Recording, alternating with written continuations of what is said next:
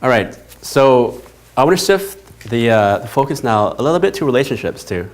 Now, let me ask the group here, how many of you guys have been in a relationship? Okay. Now, out of everyone that raised their hands, how many of you guys have been in a good relationship and felt this was really, really fulfilling? A few? Does that mean like a 1 year minimum or something?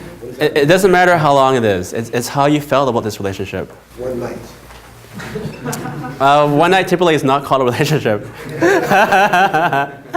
Right?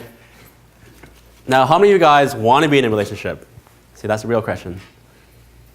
Okay, you guys can picture yourselves in a relationship, right? And for you guys who didn't raise your hands, let me ask you this. How many of you guys want to have kids in the future? Want to have a family? Right? Well, if you guys want to have a family and kids in the future, now's the time to ask yourselves, are you ready? Right? Because at some point to have this, you have to meet the girl and go through the relationship. Now, if you don't know about relationships, what's going to happen? Well, we know that the divorce rate is over 50%. Okay, and that's the divorce rate. Think about all the people that stay together even though they don't want to stay together. Most relationships actually end up in conflict. Okay? It doesn't have to. You know, I've seen some relationships that have chemistry all throughout. You know, I was on the ferry going to Victoria. This was 2 years ago. I saw this older couple. They must have been 45, 50 years old. They had a teenage kid, okay? Could have been late teens, early 20s. And you can see that the man was still creating chemistry with the girl, and she was still looking at him like he was God's gift to all women, right? It's possible for you guys to have incredible chemistry forever. But I would say that's probably in the last, 10% of relationships. The other 90% are having conflict. They don't know what's going on. They don't know how to resolve this. So let me talk about some, 2 key tips for you guys when you're in a relationship, what to do. What can happen to make it better. Because at some point, all of you will be in a relationship. That's the point of meeting women, right?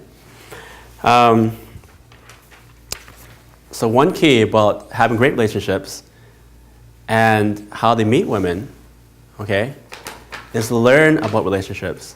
See, most of these guys want to learn how to attract women, how to get her phone number. That's the wrong thing. Once you learn about relationships, phone numbers will come, okay? Once you learn about relationships, sex will come, kissing will come, right? And why is that? It's because women think in terms of relationships. When you meet a girl, we think in terms of, sex. When girls meet you, they think in terms of, will this guy be a boyfriend for me? Will we be long-term friends? Will we be lovers? Okay, they're thinking in terms of how you guys will interact. So if you know how they think, you know the nature of relationships, well, you're communicating to them on that same level, right? So you're thinking phone number. She's not thinking phone number. She's thinking, is this guy going to know how to touch me? Will she know, how to take care of me when I'm sick? Will this guy be there for me if I get in an accident, I'm in the hospital, right? So you're just going to prove, demonstrate to her that you know what it means to be in a relationship and you'll be there for her when she's in need, okay? And most of these guys aren't thinking about that. They're thinking about, if I get her phone number, how many days should I wait before I call her, right? The answer to that, by the way, is 48 hours.